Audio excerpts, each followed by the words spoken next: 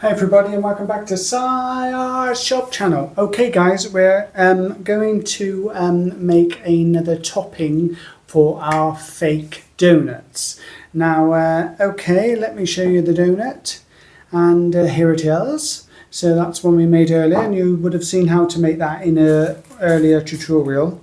Now with this one it's going to be quite a simple one. We're just going to basically glaze it. Now, to glaze it, all you need to use is some varnish.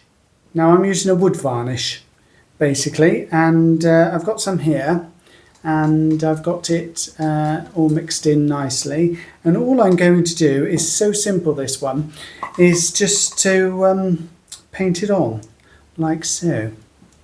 Okay, so all you do is go around and paint that on, and you will find when that sets it will look nice and shiny and look like it's glazed. And that's all you do with this one. One of the easiest ones out to do, to make, to complete. And I usually put quite a lot on.